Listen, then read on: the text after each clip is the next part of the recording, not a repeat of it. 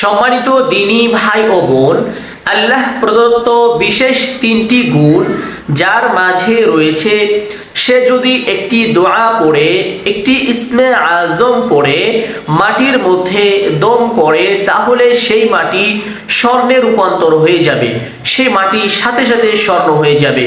যদি কোনো পাত্রের পানির মধ্যে দম করে, তাহলে সেই পানিতে মণিমুক্তা দ্বারা ভরপুর হয়ে যাবে।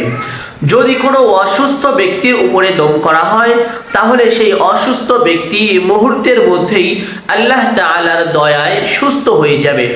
সম্মানিত দিনী ভাই ও বোন, যদি কোনো বিপদগ্রস্ত ব্যক্তির উপরে দম করা হয়, তাহলে আল্লাহর দয়ায় সেই ব্যক্তি বিপদ থেকে মুহূর্তের মধ্যেই মুক্তি পেয়ে যাবে। যদি সেই ব্যক্তি জেলখানার আসামিও হয়, তবুও আল্লাহ তাআলার দয়ায় সেই ব্যক্তি জেল থেকে মুক্তি পেয়ে যাবে। সম্মানিত দিনী ভাই ও বোন, আমরা জানবো যে আল্লাহ প্রদত্ত সেই বিশেষ তিনটি গুণ কি কি, এবং আমরা জানবো যে এই তিনটি গুণ অর্জন করতে আমাদের কি কি লাগবে বা আমাদের দ্বারা সম্ভব কি না, কার কার দ্বারা এই তিনটি গুণ অর্জন করা সম্ভব, এই বিষয়গুলো আমরা জানবো। এবং ইসমে আজম, যে আজমটি পাঠ করিলে, যে ইসমটি পাঠ করিলে আল্লাহ তাআলার কাছে যা চাইবে বান্দা, আল্লাহ সুবহানাহু ওয়া তাআলা তার গায়বী খাজানা থেকে তাই দান করে দিবেন, তাকে সন্তুষ্টি করে দিবেন। সেই ইসমে আজমটি আমরা শিখবো ইনশাআল্লাহ। সম্মানিত দিনী ভাই ও বোন, প্রথমে আমরা জানবো যে এই ইসমে আজমটি পাঠ করার নিয়ম কি। ইসমে আজমটি পাঠ করার কিছু নিয়ম রয়েছে। সম্মানিত দিনী ভাই ও বোন, নিয়ম কানুন ছাড়া কোনো আমল কাজে আসে না। অতএব আমরা নিয়ম কানুনগুলো বিশেষভাবে ভালো করে মনের মধ্যে গেঁথে রাখবো, মাথার মধ্যে ঢুকিয়ে রাখবো, এবং আমরা আমল করার চেষ্টা করব ইনশাআল্লাহ। সম্মানিত দিনী ভাই ও বোন, ইসমে আজমটির আমল করার জন্য অবশ্যই আপনাকে কিছু নিয়ম কানুনের ভিতরে থাকতে হবে। সেই নিয়ম কানুনটি হলো, ইসমে আজমের দোয়াটি পাঠ করার আগে আপনাকে 2 রাকাত সালাতুল হাজাত তথা নফল 2 রাকাত নামাজ আদায় করে নিতে হবে। সহি শুদ্ধ রূপে ওযু করে, গোসল করে অবশ্যই নিতে হবে। গোসল করে নিতে হবে, শরীরকে পাক ও পবিত্র পরিষ্কার পরিচ্ছন্ন করে ওযু করে শরীরের মধ্যে সুগন্ধি লাগিয়ে, অতঃপর জায়নামাজে দাঁড়িয়ে আমাদেরকে 2 রাকাত নফল নামাজ তথা সালাতুল হাজতের 2 রাকাত নামাজ আদায় করিতে হবে। সালাতুল হাজত নামাজ কিভাবে আদায় করবেন? সালাতুল হাজত নামাজের মধ্যে একটি দোয়া পাঠ করিতে হবে। সম্মানিত দিনী ভাই ও বোন, আপনারা অনেকেই জানেন যে সালাতুল হাজত নামাজ কিভাবে আদায় করিতে হয়। যারা জানেন না শুরু থেকে শেষ পর্যন্ত, তাদের জন্য আমি এই ভিডিওর ডেসক্রিপশনের মধ্যে একটি ভিডিওর লিংক দিয়ে রাখবো, যেই ভিডিওর মধ্যে সালাতুল হাজত নামাজ কিভাবে আদায় করতে হয়, রুকু সাজদা কিভাবে করতে হয়, সম্পূর্ণ বিষয়গুলো দেখানো হয়েছে। এমন একটি ভিডিওর লিংক আমি এই ভিডিওর ডেসক্রিপশনের মধ্যে দিয়ে দিব ইনশাআল্লাহ। বিশেষ করে সালাতুল হাজতের মধ্যে একটি দোয়া পাঠ করিতে হয়, 2 রাকাতে 2টি দোয়া পাঠ করিতে হয়। এই দোয়াটিও আমরা শিখে রাখবো, অত্যন্ত কার্যকরী একটি দোয়া। সম্মানিত দিনী ভাই ও বোন, ইসমে আজমের আমল করার পূর্বে সালাতুল হাজতের আমল করা অবশ্যই আবশ্যক। আমলটি করে নেবেন।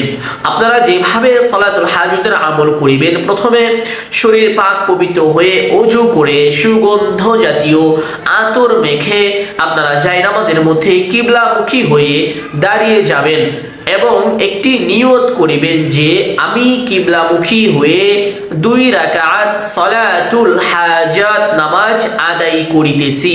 নিয়তটি ভালোভাবে খেয়াল রাখবেন, শুদ্ধভাবেই নিয়তটি করার চেষ্টা করিবেন। কারণ হলো দিনী ভাই ও বোন, নামাজের নিয়ত করা ফরজ। নামাজের নিয়ত অবশ্যই করতেই হবে, নতুবা আপনার নামাজ হবে না। অতএব নামাজের নিয়ত করিতে হবে ইনশাআল্লাহ। সম্মানিত দিনী ভাই বোন, প্রত্যেকেই নামাজের নিয়ত এভাবে করিব যে আমি কিবলামুখী হয়ে 2 রাকাত সালাতুল হাজত নামাজ আদায় করিতেছি। নিয়ত করা শেষ হলে এইভাবে হাত দুটিকে কানের লতি বরাবর রাখবেন, রেখে আল্লাহু আকবার বলে হাত দুটিকে বেঁধে ফেলবেন। বাঁধার পরে একটি সানাহ পাঠ করিবেন, সুবহানাকাল্লাহুম্মা ওয়া বিহামদিকা ওয়া তাবারাকা ইসমুকা ওয়া তাআলা জাদ্দুকা ওয়া লা ইলাহা গায়রুক। সানাটা পাঠ করার পরে আপনারা আউযু বিল্লাহ বিসমিল্লাহ এভাবে পাঠ করবেন। আমি যেভাবে পাঠ করে শোনাচ্ছি, আউযু বিল্লাহি মিনাশ শাইতানির রাজীম, বিসমিল্লাহির রহমানির রহিম। অতঃপর সূরাতুল ফাতিহা পাঠ করিবেন, সহি শুদ্ধ করে, অবশ্যই টান গুন্না ঠিক করে পাঠ করিবেন, সুললিত কণ্ঠ দ্বারা পাঠ করিবেন, চেষ্টা করিবেন ইনশাআল্লাহ। সূরাতুল ফাতিহা পাঠ করা শেষ হলে আপনারা আমিন এভাবে সহি শুদ্ধ করে উচ্চারণ করবেন, আমিন এভাবেই বলবেন, নতুবা অর্থের বিকৃতি ঘটতে পারে।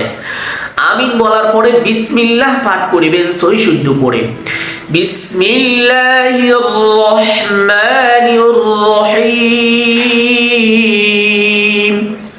বিসমিল্লাহ পাঠ করার পরে একটি সূরা পাঠ করিবেন।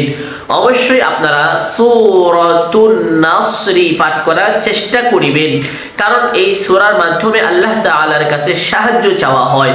আল্লাহ তাআলা সাহায্য নাজিল করেছেন এই সূরার মাধ্যমে। সম্মানিত দ্বীনী ভাই ও বোন, এই সূরাটি আপনারা প্রথম রাকাতে তেলাওয়াত করিবেন এভাবে, ইযা জাআ নাসরুল্লাহি ওয়াল ফাতহ ওয়া রাআইতান নাসা ইয়াদখুলুনা ফি দীনিল্লাহি আফওয়াজা فسبح بحمد ربك واستغفر إنه كان توابا। এই সূরাতুন নাসর তথা ইযা জার সূরাটি পাঠ করিবেন প্রথম রাকাতে।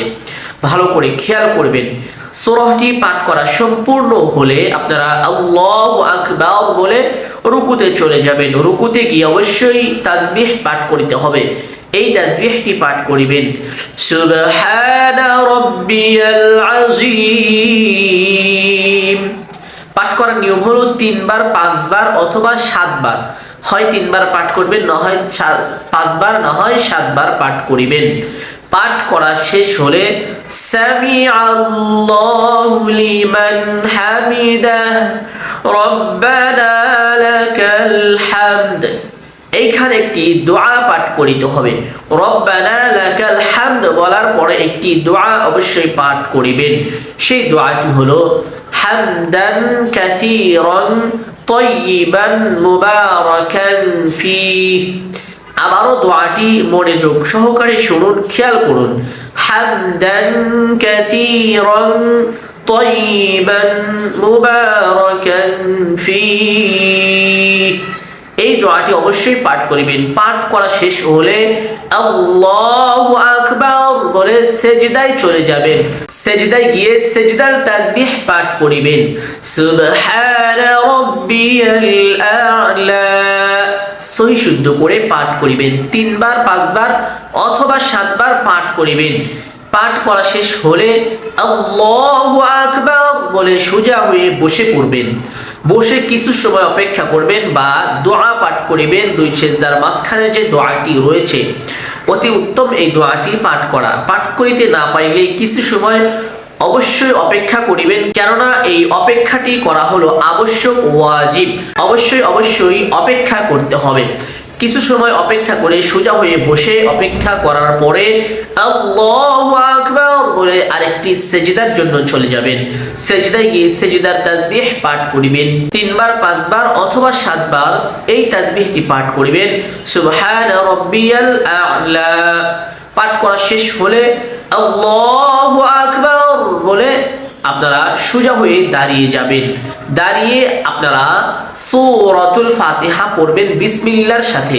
প্রথমে বিসমিল্লাহ পাঠ করিবেন অথবা সূরাতুল ফাতিহা এভাবে বিসমিল্লাহির রহমানির রহিম আলহামদুলিল্লাহি রাব্বিল আলামিন আর রহমানির রহিম মালিকি ইয়াউমিদ্দিন ইয়্যাকা না'বুদু ওয়া ইয়্যাকা নাস্তাঈন اهدنا الصراط المستقيم صراط الذين أنعمت عليهم غير المغضوب عليهم ولا الضالين সূরাতুল ফাতিহা পাঠ করার পরে আমিন বলতে হবে। আমিন বলার পরে বিসমিল্লাহ পাঠ করিতে হবে অথবা একটি সূরা মিলাতে হবে। বিসমিল্লাহির রহমানির রহিম।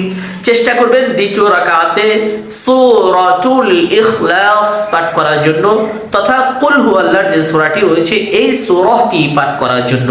আমি পাঠ করে শোনাচ্ছি, এইভাবে পাঠ করিবেন সহি শুদ্ধ করে। কুল হুয়াল্লাহু আহাদ আল্লাহুস সামাদ লাম ইয়ালিদ ওয়া লাম ইউলাদ ওয়া লাম ইয়াকুল লাহু কুফুয়ান আহাদ। এইভাবে সহি শুদ্ধ করে পাঠ করিবেন সূরাতুল ইখলাস তথা কুল হুয়াল্লাহর সূরাটি। এই সূরাটি পাঠ করা হলে আপনারা আল্লাহু আকবার বলে রুকুতে চলে যাবেন। রুকুতে গিয়ে রুকুর তাসবিহ পাঠ করিবেন সুবহানা রাব্বিয়াল আযীম 3 বার 5 বার অথবা 7 বার পাঠ করিবেন। পাঠ করা শেষ হলে সামিআল্লাহু লিমান হামিদাহ রব্বানা লাকাল হামদ হামদান কাসীরান তাইয়িবান মুবারাকান ফীহ। এই দোয়াটি পাঠ করিবেন সহি শুদ্ধ করে। পাঠ করা শেষ হলে আল্লাহু আকবার বলে সিজদায় চলে যাবেন। সিজদায় গিয়ে সিজদার তাসবিহ পাঠ করিবেন 3 বার 5 বার অথবা 7 বার। এই ছোট্ট তাসবিহ পাঠ করিবেন সুবহানা রাব্বিয়াল আ'লা। এই তাসবিহটি পাঠ করা শেষ হলে আল্লাহু আকবার বলে বসে পড়বেন। বসে কিছু সময় অপেক্ষা করবেন। দোয়া পারিলে দোয়াটি পাঠ করবেন ইনশাআল্লাহ, না পারিলে কিছু সময় অপেক্ষা করবেন, করে আল্লাহু আকবার বলে আরেকটি সিজদা করবেন। সিজদায় সেইভাবে 3 বার 5 বার অথবা 7 বার সেই তাসবিহটি পাঠ করিবেন। পাঠ করা শেষ হলে এবার আল্লাহু আকবার বলে সোজা হয়ে বসে পড়বেন। বসে প্রথমে আপনারা তাশাহুদ সহি শুদ্ধ করে পাঠ করিবেন আমার মতো এইভাবে আত্তাহিয়াতু লিল্লাহি ওয়াস সালাওয়াতু ওয়াত তাইয়িবাত আসসালামু আলাইকা আইয়ুহান নাবিয়্যু ওয়া রাহমাতুল্লাহি ওয়া বারাকাতুহু আসসালামু আলাইনা ওয়া আলা ইবাদিল্লাহিস সালিহিন আশহাদু আল লা ইলাহা ইল্লাল্লাহু ওয়া আশহাদু আন্না মুহাম্মাদান আবদুহু ওয়া রাসূলুহু। পাঠ করা শেষ হলে আপনারা দুরূদ শরীফ পাঠ করিবেন সহি শুদ্ধ করে। আল্লাহুম্মা সাল্লি আলা মুহাম্মাদিন ওয়া আলা আলি মুহাম্মাদ কামা সাল্লাইতা আলা ইব্রাহিম ওয়া আলা আলি ইব্রাহিম ইন্নাকা হামিদুম মাজিদ। আল্লাহুম্মা বারিক আলা মুহাম্মাদিন ওয়া আলা আলি মুহাম্মাদ কামা বারাকতা আলা ইব্রাহিম ওয়া আলা আলি ইব্রাহিম ইন্নাকা হামিদুম মাজিদ। অতঃপর আপনারা দোয়ায়ে মাসুরা পাঠ করিবেন সহি শুদ্ধ করে এইভাবে আল্লাহুম্মা ইন্নী যালামতু নাফসি যুলমান কাসীরা ওয়া লা ইয়াগফিরুয যুনুবা ইল্লা আনতা ফাগফিরলি মাগফিরাতাম মিন ইনদিকা ওয়ারহামনি ইন্নাকা গফুরুর রহিম।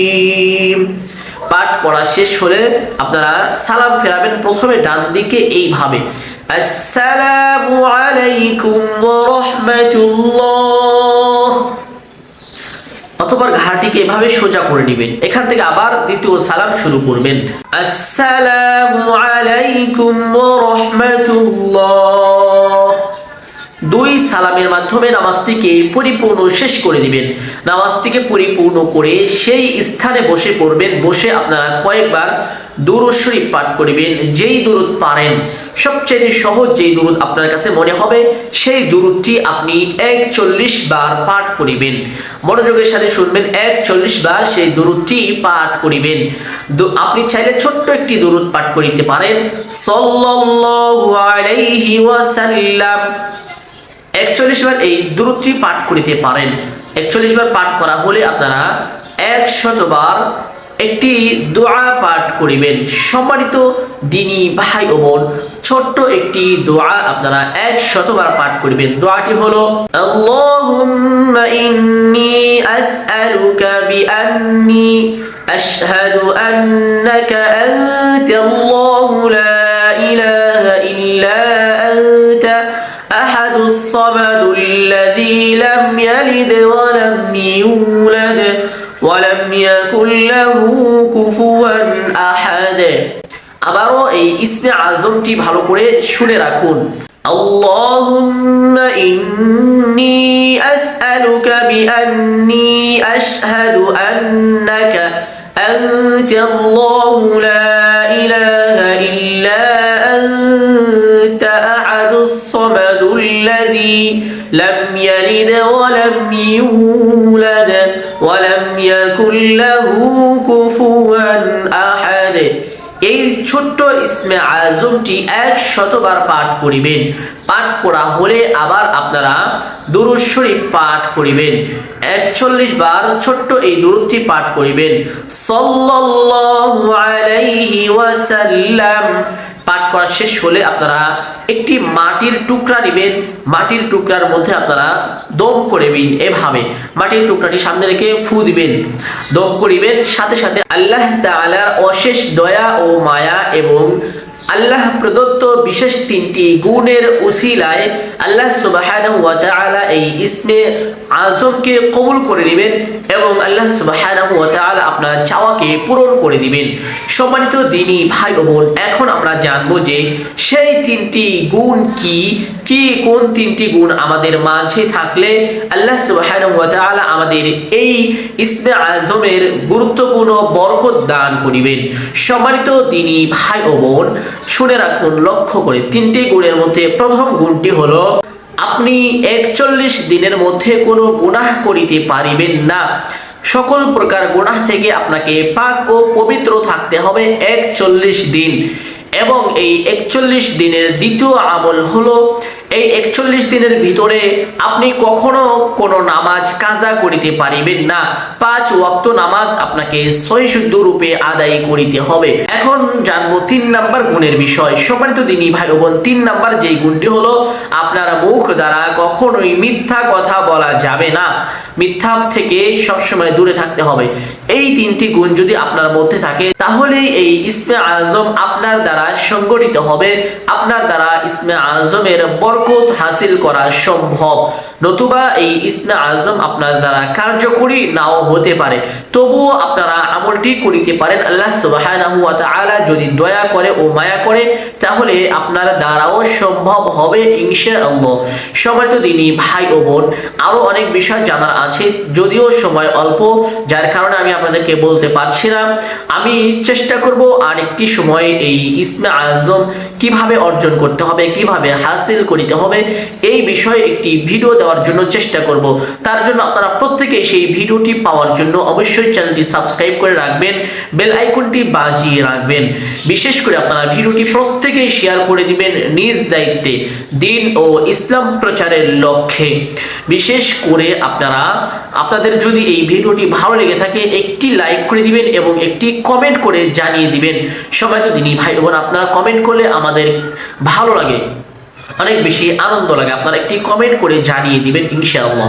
সম্মানিত দিনী ভাই ও বোন, প্রত্যেকেই দোয়া করবেন আমার জন্য, আমিও আপনাদের জন্য আল্লাহর কাছে দোয়া করি। আসসালামু আলাইকুম ওয়া রাহমাতুল্লাহি ওয়া বারাকাতুহু।